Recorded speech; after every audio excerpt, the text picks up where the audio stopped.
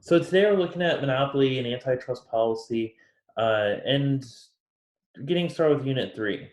Over the past few weeks, we've been looking at different types of market structures, one of them being a monopoly. And one of the downsides of the monopoly that we saw was they get to charge higher prices, produce a lower quantity.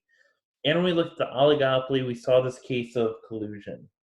So today we look at some policy that we have to prevent that kind of stuff, to keep the playing field or keep the market fair or quote unquote fair for everybody. So we look into between today and this week, we start out looking at corporate mergers. So how can two firms become one firm? Um, the second bit, regulating anti-competitive behavior. So what can firms do that may be considered unfair? And how do we keep a market competitive, that is, prevent certain behaviors from going on? The third bit, national monopolies, um, looks mostly at our national monopolies. So like our electric companies or cable companies, all that fun stuff. How do we keep them from taking advantage of consumers? Then the last bit, the Great Deregulation Experiment, looks at the deregulation of the airline industry, um, and that was in like the 70s, 60s, and around then. So we kind of look at that, see how what happens if we go from, or what in that example, how does we go from having regulated routes to an unregulated airline industry. So what we start out with looking at is mergers. So what happens if two firms become one? And in this process, there are kind of two ways that can happen. The first is what's called a merger. And this is, again, firms combine to become a single firm. And this would be similar to, in our social circles, to a marriage. Right. So if we have a marriage, right, or we get married, what we have happen is we have two people who more or less become, uh, at least especially in the eyes of the IRS and all that, they become one person, one entity, whatever, however we want to define that, and whatever works best for you and how you see that. So again, two people become one.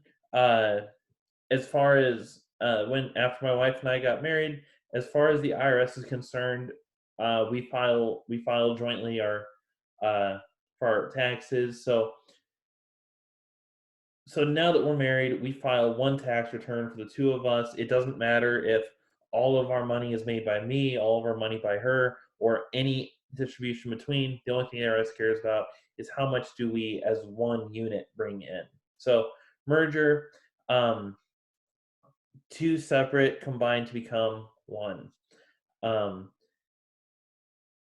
the other type of merger or merge that we can have is called an acquisition, and this is when one firm actually purchases another. So this would be something like a buyout or maybe like a buyout. So in the case of an acquisition, what we're going to see happen is I'm going to see a firm that I like, and I'm going to offer them some money in exchange for their money. I get control, I get ownership of that other firm. So that's what we're seeing with an acquisition. Um, and the two, I hope that with the marriage and the buyout example, we kind of see that difference um, in how they function. So when we think about our mergers and acquisitions, or either one, and we're going to treat both of them very similar. But what we run into are these antitrust laws. And what these are going to prevent is what they're really going to do is they're going to give the government the power to block mergers and, in some cases, even break up large firms into smaller ones. And the reason we would want these is so if we want to block certain mergers, I want to prevent there from being uh, only one U.S. airline, or I want to prevent there from being one of any individual firm, right? Just because then they can act as monopolists, charge higher prices, which isn't what we want to happen. But on the other side, we can break up large firms into smaller ones. Um, so if we have something come up where we have this firm and they're just extremely large, and say they're overarching in different fields or Um, they just have too much control in their market. We can break them up or force them to break up into a number of small ones. A real world example where this came into was if you ever pay attention to cell phone or not cell phone, like landline internet phone companies, cable companies throughout the country. In some areas, you have something like a Pacific Bell, Southern Bell, Northern Bell. You have all these different Bell companies, and basically what they did was they all were part of a where I believe it was AT&T. AT&T was kind of too big of a company. They were told, "Hey, you have to break up into regional. You have to break up into a bunch of different companies." So they did, and that's where all these different bells came into place because they all came from the same breakup. So we have that case. Today, what we kind of hear about with this breakup large firms and smaller one is potentially YouTube, excuse me, not YouTube, Google and Facebook are two names that kind of come up here and there. With the idea being that if we think about what Google does, is they have control of a lot of data, and they're into a lot of different they're into a lot of different markets. That is, they're in data, they're in the streaming platform, which is YouTube. They are a search provider, they sell ads, right? They do all this stuff. So, what there has been a case made. I'm not necessarily going to say it's been in Congress, but there has been a case made that hey, Google is like really big and um, they have a lot of influence, a lot of overreach, we might say. So we may want to break them up. And I should technically say alphabet for that. And same thing for something like Facebook. The idea may be with Facebook that, well, they're this very large social media platform. And what we may want to do is either break it up somehow or um, treat it like a utility, where because if I were to start my own social media platform, since so many people are already on the existing platform, it's going to be hard for me to come in and take people from that or get people to want to join mine when maybe I can pick up 100 people to join, whereas theirs has millions, if not billions of people already on it. So my platform, which would be very small, would be hard to get people to join because what's the point when you can already go to one that already exists?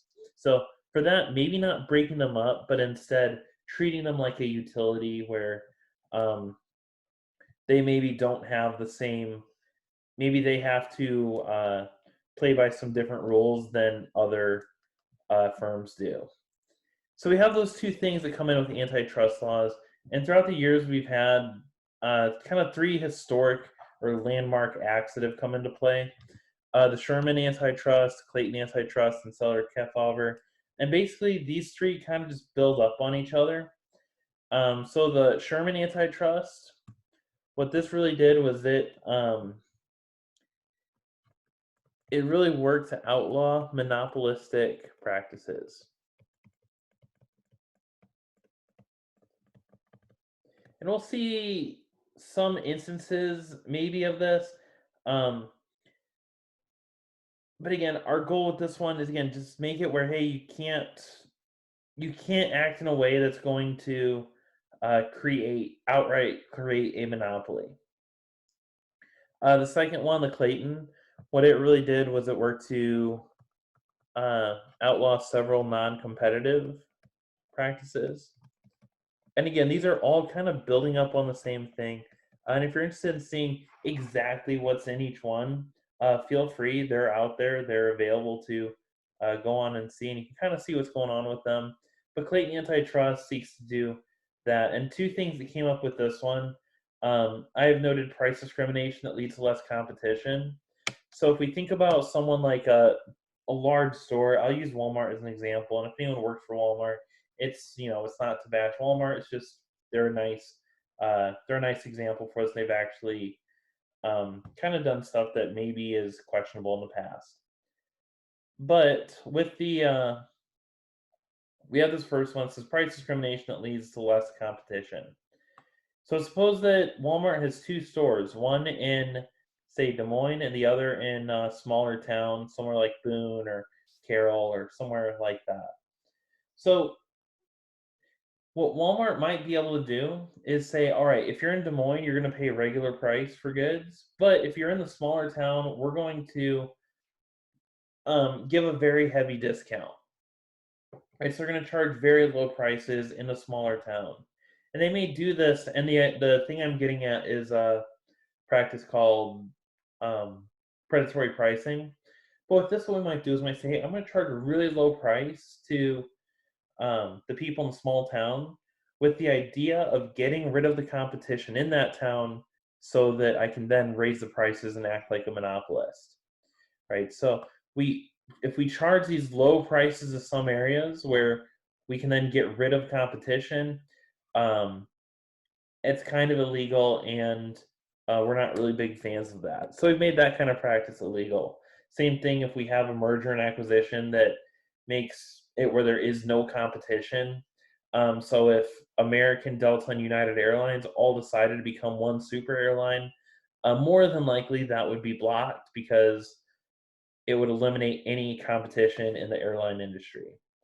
The other thing that we can see is something like collusion uh, among two firms is also illegal, and so on. And this third one, the Seller Kefauver Act, this one is mainly going to strengthen the other two.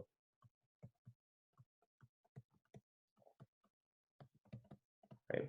So again, we have these antitrust laws, and the idea is um, to create a system and to help that market system flourish, to help it work, and so on, and to prevent there being just a prevent our market system turning into a monopoly, or a monopoly, or not a monopoly competitor, but prevent our market system from becoming either a monopoly or acting like it in the sense of an oligopoly or anything like that. So collusion laws and fun stuff like that.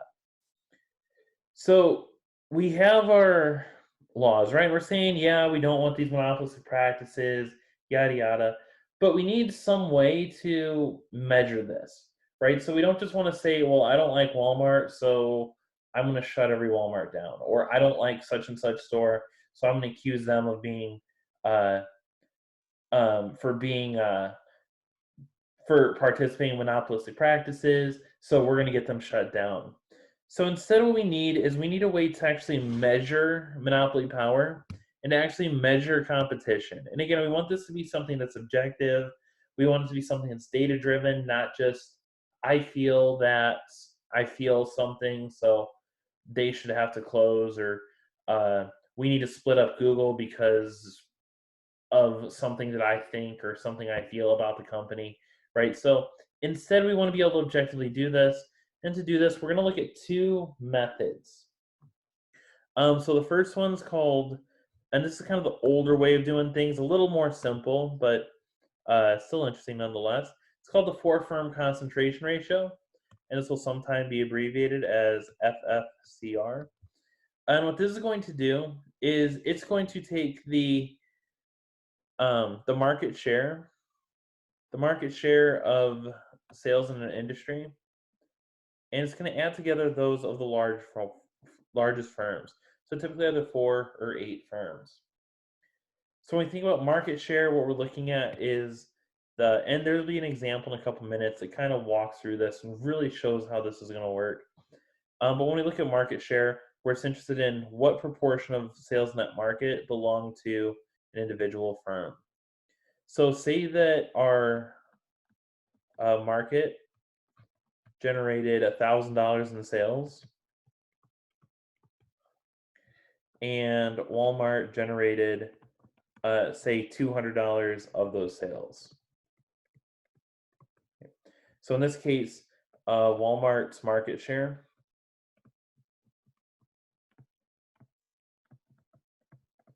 is going to be the $200 that they generated divided by the $1,000 of the entire market. So this will cancel out. We have 2 over 10. This comes out to 0.2, which is also 20% of the market.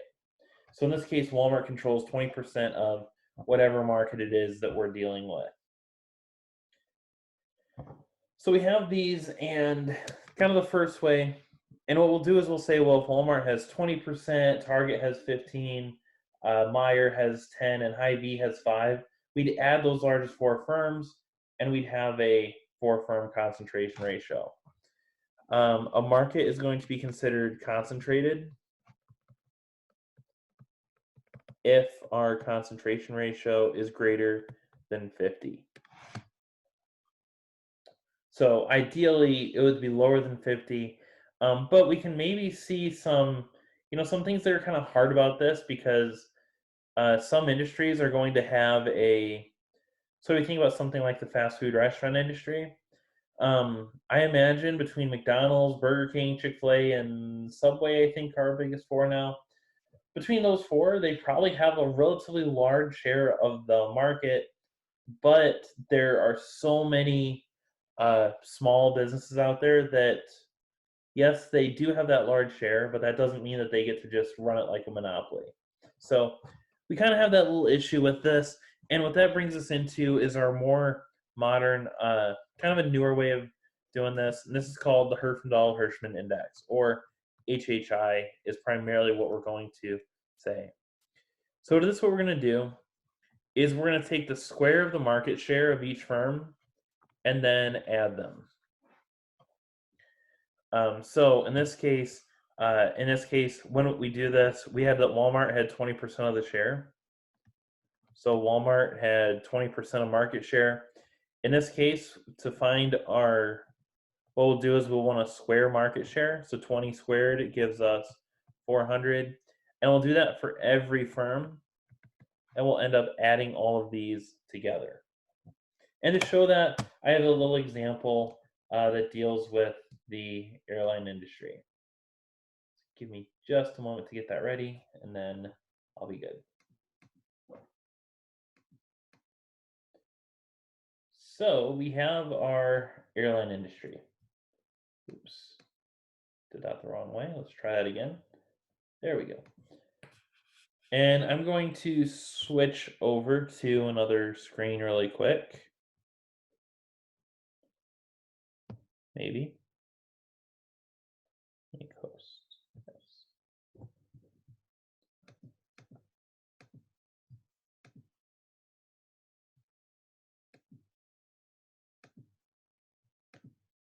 So we have the spreadsheet.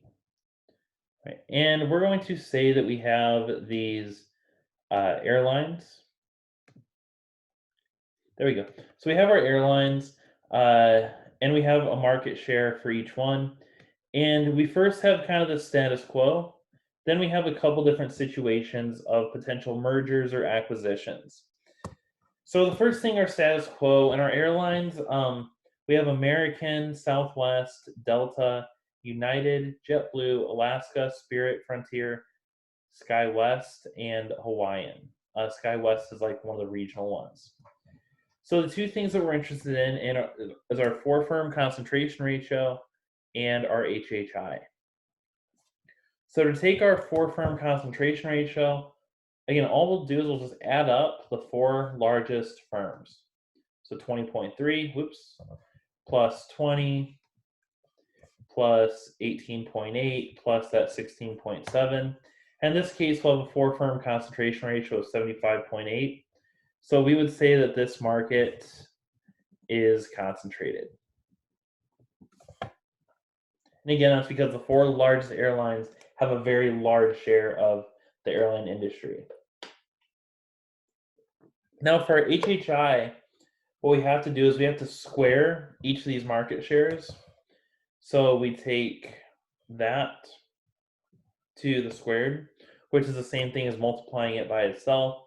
So in this case, for American, this comes out to 412.09. We have all these numbers that then come out. So to find our HHI, what we do is we add together all of the firms in the industry, or as many as we can get. I get there are some airlines that maybe got left out of this. Air Choice One, there's a little airline that goes out of Fort Dodge called Air Choice One. They got left out of it, but their market share would be so small that it'd be hard to include everything, and every little airline that could be in. So in this case, we're sticking with our 9 and calling it good. In this case, we have an HHI of 1556. So what we're looking for and what we're interested in is, there we go. So what we're interested in is, what are we actually looking for? So we have this number and kind of two things that we'll be interested, and I'm going to really quick switch back over to my, I'm going to really quick switch back over to my here. So we have our HHI, right? And we'll be right back with, I'll be right back up on my spreadsheet in a second. So ideally, and I'm going to erase this really quick. So ideally, our HHI will be less than 1200, right? That is, any action will pretty much, will very much most likely be approved if it leads to our HHI being less than 1200. But we also have a situation where it'll kind of be a case by case basis in terms of approval from the FTC if the HHI is less than 1800, right? So in a perfect world, we're under 1200, but if we're under 1800, maybe depending on the industry, depending on the case, and we'll kind of see this as we go through our example. But depending on the industry, depending on the case, maybe we don't mind it being more than 1800. Excuse me. Maybe we don't mind it being in that 1200 to 1800 range. And then if our HHI is greater than 1800, or would be with a merger, this will more likely lead to action taken by the FTC. The FTC is the Federal Trade Commission, just for reference. So now if I switch back over to my spreadsheet,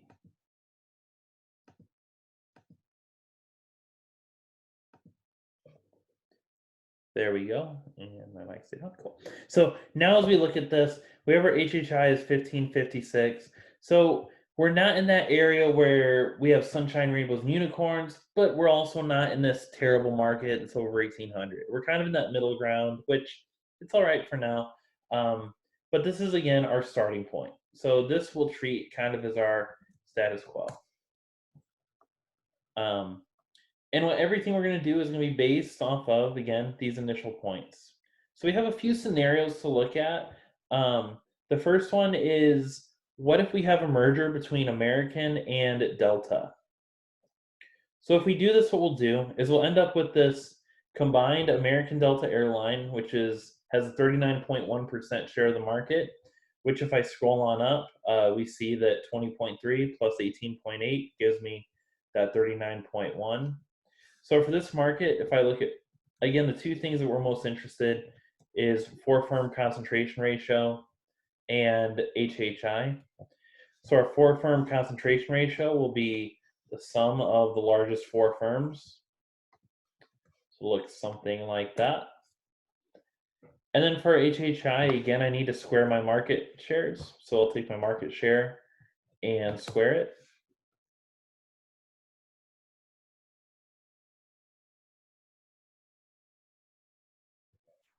So I'll do that market share squared for every single firm. Sorry, I kind of muted myself for a second. We'll do that for every firm. And then I'll add up the HHI I'll add this up for every single firm, not just the largest four, but for every single one. In this case, I end up with an HHI of 2320. So in this case,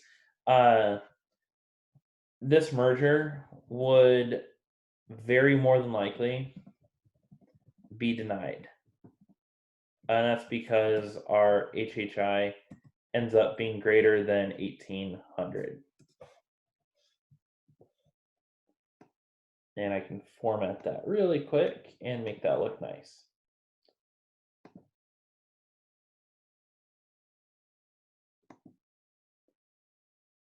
Um,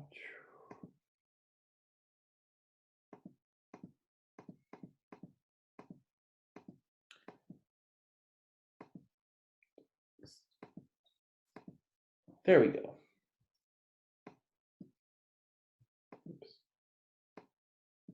There we go. So our merge is going to be more than likely denied because the HHI is greater than 1800, and in general, we don't like that. And if we think about it, that would make one extremely large airline that anyone else would not be able to compete with. So the second case we're interested in is what if we have a merger between American and Hawaiian? Hawaiian is the smallest airline we have in our thing. American is the largest. Right? Yes. So in this case, this 22.1 is just adding 1.8 to our initial 20.3, which is what we have. So in this case, we'll again look at the same thing. Our four firm concentration ratio is just the sum of the largest four. Oops. There we go. So 22.1 plus 20, 18.8, and 16.7. So this is saying that the largest four firms control 77% of the market, which again, it's interesting, but we don't really use it too much anymore. Whereas instead, we're interested in our HHI. So we take our square market shares again and add them together.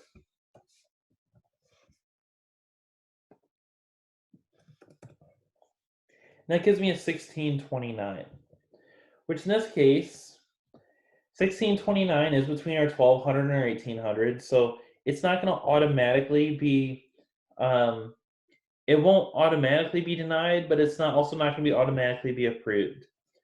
So it might get approved. I would suggest that it would. And I would say that's because our HHI does not grow substantially. Right.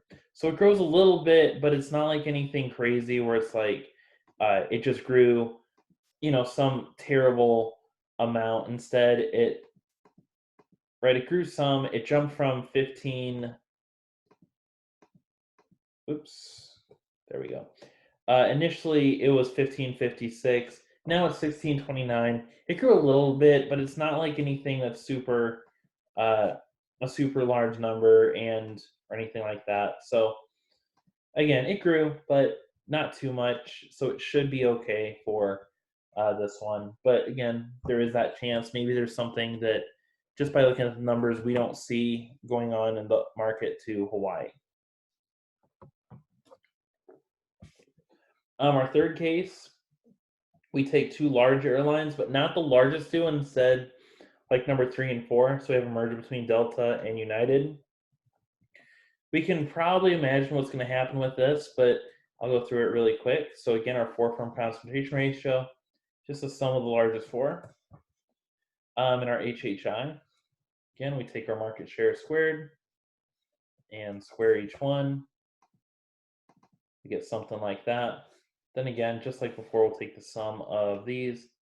So in this case, this one would very likely be denied because our HHI now jumps above 1800. So in this case, again, probably not going to work out because even though Delta United doesn't make as large of an airline as our American United airline, it's still a fairly large airline, and our HHI gets up at 2100, which would be a very concentrated market. And the last one is, what if two small airlines merge? So for this one, I'm going to get this sorted so that it's sorted the way I want it. So I market share, largest to smallest. Boom. So now instead of Spirit and Frontier being two, they're one airline together.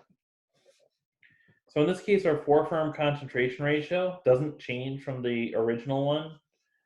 We started with 75.8, and now it's still the same. So if we were only using our 4-firm concentration ratio, we wouldn't notice anything even changing. But if we take our market shares, we'll see that there is going to be a change in this one. Then for HHI, this will be equal to, is equal to the sum of all of our airlines. So 1581.51. So again, this one is might be approved, but this might is probably likely because our HHI did not grow too much. So we went from a 1550 to 1580, not really a huge growth. So we would expect this one to be approved. But the issue that could come up with this one's approval is Spirit and Frontier are kind of our two largest, kind of our two biggest ultra low cost carriers. So what they might say, the issue that could come up with this is since they're both in a different, you can almost argue that they're in a different market than American or Delta or United. So it might get declined because our ultra low cost carriers are now becoming just one. I wouldn't anticipate that, but again, you never know. You can't really 100% count on it until you can't guarantee anything would happen until it actually happens. And I don't think there's any talks of these two airlines combining or merging. It's just what if, what would our situation look like? Um, so we have these four situations, and again, it kind of looks like it's an interesting little arrangement. This spreadsheet is uploaded to Blackboard for you, so if you want to look through it and see where everything came from, you can slow down a little bit if you would like to. So I'm going to switch back over to OneNote, and we'll be back on that for the rest of the day.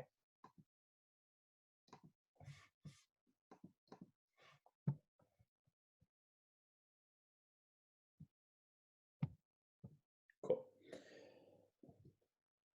So one of the things that's going to come up with our HHI that we'll see, or one of the things that can be hard with it is there are issues just in, so we're trying to measure these markets, but one of the things that we can see come up is it can be difficult just to define a market. And it can be both difficult and controversial. And the reason for this is the thing I mentioned with Spirit and Frontier. We can make a case that Spirit does not compete against American Airlines. And the reason for that, on one note, if I'm a business traveler and if I have to get somewhere and I'm on a very tight deadline, I might say I'd rather fly American than Spirit or Frontier because they have more flights going out. So even if something happens to my early morning flight where I should be getting to wherever I need to go with plenty of time, if something happens and I'm on American, they can send me to, instead of connecting through O'Hare, they can have me connect through Charlotte and work up that way. Whereas if something happens through Spirit, there are many times where your ultra low cost carriers they maybe only have one or two flights to your airport all day. So more than likely, if something happens to that one flight, I may not be able to get to my destination that day. So if I have something that's a little more sensitive to time, I may be a little more wanting to take something like American, Delta, United. Whereas if I do have that flexibility, maybe something like Spirit or Frontier will work fine for me. So we have this question, what is a market and how do we define it? And if we think about something like Google might say, well, yes, we are across a number of different markets, but within each market, maybe they're not that large, which, and the YouTube platform is, one of the largest ones out there, but they might be able to make a case, yeah, we have a big streaming platform, but maybe our Google Plus, the social networking, the social media side of Google isn't really that big, right? So they might say, yeah, we have some areas that are big, others that aren't, and so on. So we have these questions, it's difficult.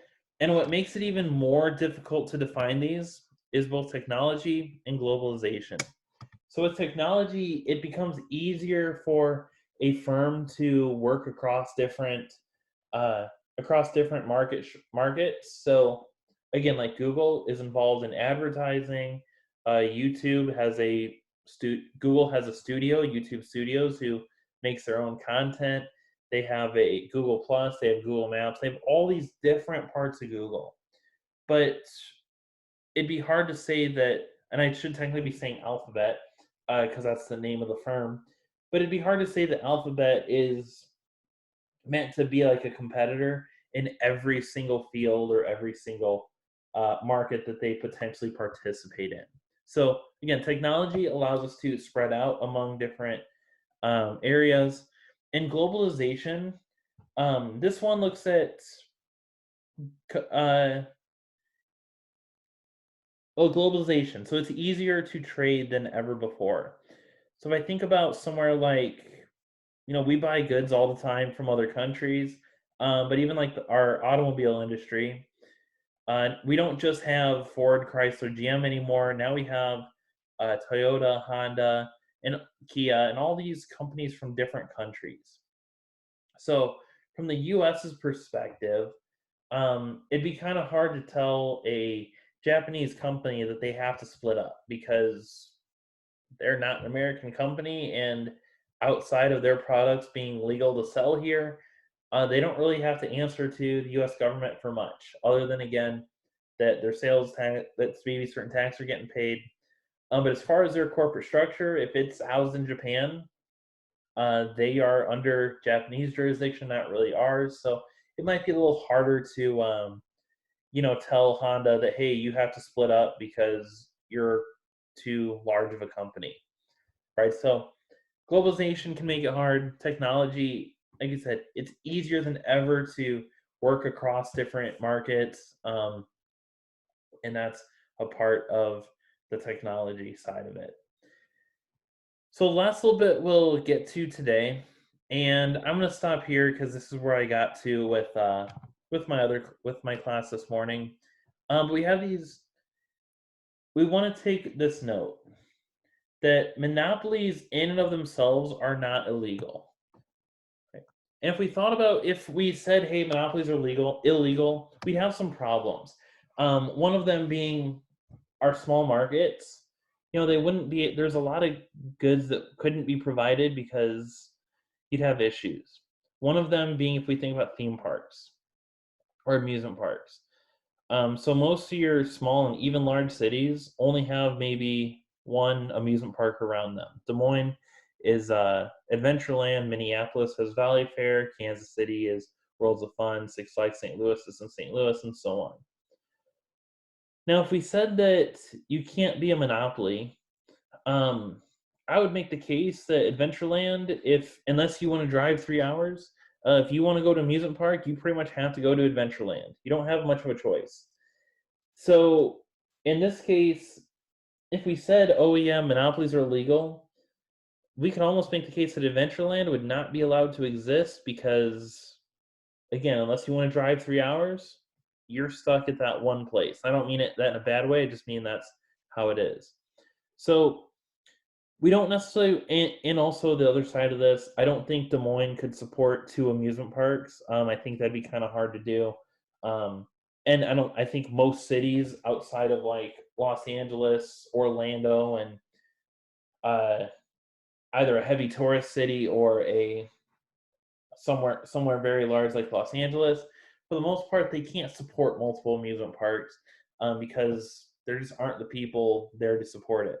So again, if we couldn't have, we don't necessarily want monopolies to be illegal, but what we do have is our antitrust laws. They will include some rules against some of what we're going to call restrictive practices. And the key word here is against some of them, not necessarily all of them.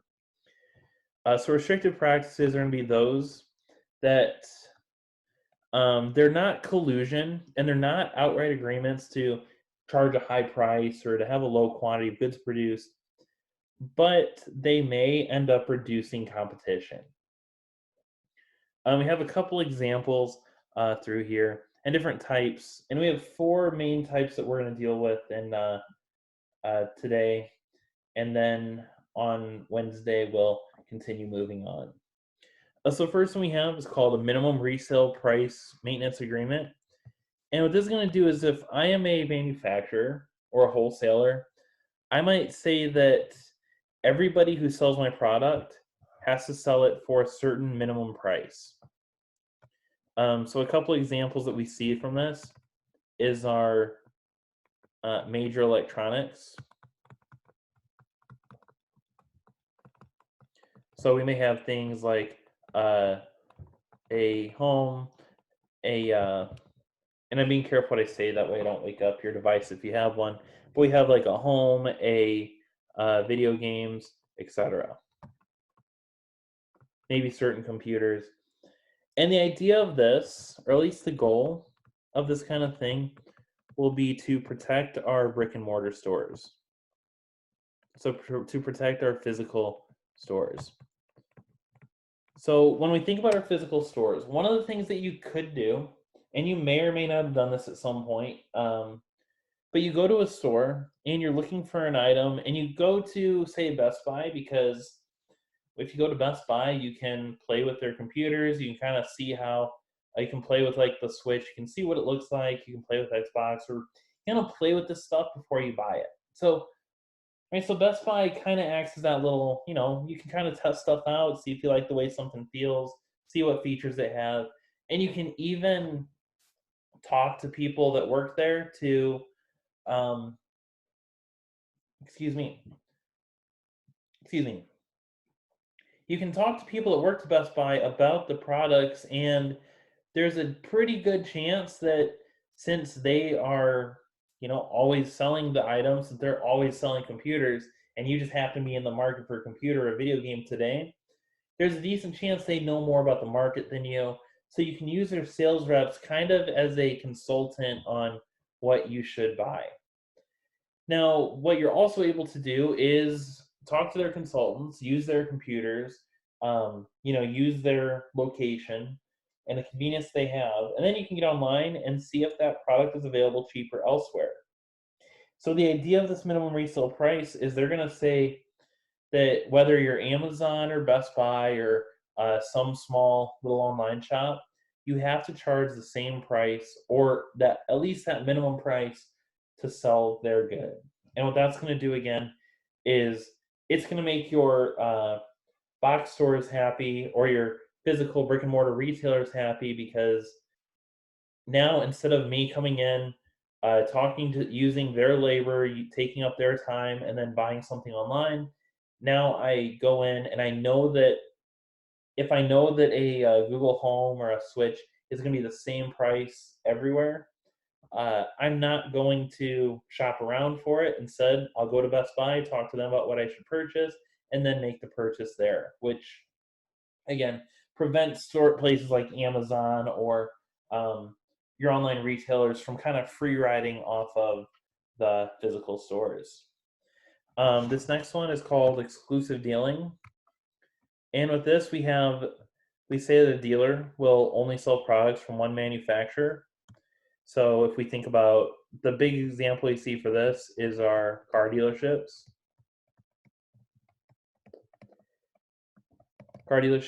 So if I go to a Ford dealership, I cannot buy a new Chevy at a Ford dealership.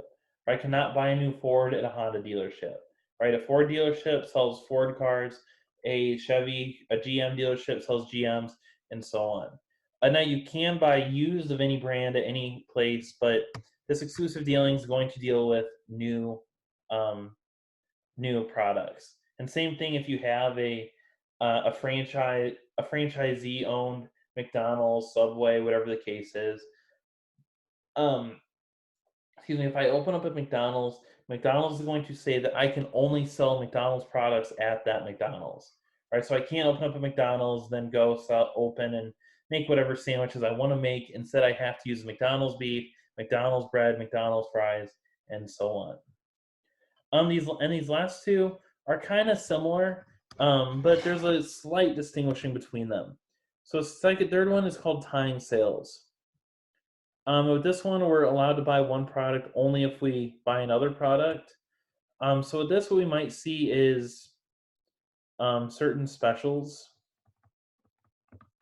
with like a cable company or maybe some sort of vacation, whatever the case is. What they might say is, or like a 2-for-1 special, or a buy one get one half off, that kind of thing is all time sales. So what they might say is, and with cable, what they'll often say, and I like cable because it's kind of up, they're kind of right there and up, not really up front, but they're right there with their cases. So one of the common specials that was going on a few years ago, and we're in a different market for cable than we were then. But one of the big things that was going on then was you can get cable, internet, and phone for 89.99 a month. At least I think that was kind of the deal that I had. And that phone is a landline phone. Now, if I had asked them for just cable and internet, it would have cost me like $120 a month, right? So in this case, they're going to say, well, if you only want one, you have to pay a higher price for that one than you would if you buy all three, right? That's kind of what we see with our time sales. Um, you have to buy multiple products to get the one product. Then the last one we have is called bundling, and this is where we sell multiple products as one. So with this one, if we think about our computers, if you buy a Windows PC, you also buy Internet Explorer, or I should say Edge. You buy Edge, you buy Windows, right? And you buy everything that comes onto with that PC. Now, the argument with bundling is that, and granted, for a PC, right, you have to have a web browser to start with. Otherwise, you're going to have some problems not being able to connect to the internet. But when we see bundling, the issue that could come up is if we think about Windows and Internet Explorer Edge. For some people, Edge or Internet Explorer is just a Google Chrome downloader. However, for others, they continue to use the built-in Internet browser because either they don't know to switch or they actually like what is on the default. So when we see bundling, what we could say is that, well, Edge has an advantage over Chrome or Firefox because it's built on, and uh, a lot of people aren't aware. Maybe a lot of people aren't aware of their other options, or maybe they think that they don't have another choice when they do. So you might say that Edge has a little bit of an advantage over these other products because it comes automatically with the computer. Um, and again, that's just what some people might say. Others will say, well, yeah, you have the choice. And I don't think that computer sales are where we're worried about monopolistic practices, but just something that could come up with that. So that's where I'm going to end with today. What we'll look at on Wednesday is going to be natural monopolies, how we regulate them, and we'll see where we end up and how far we get. So I'm going to end the recording. Have a good day, and if you need anything, feel free, let me know.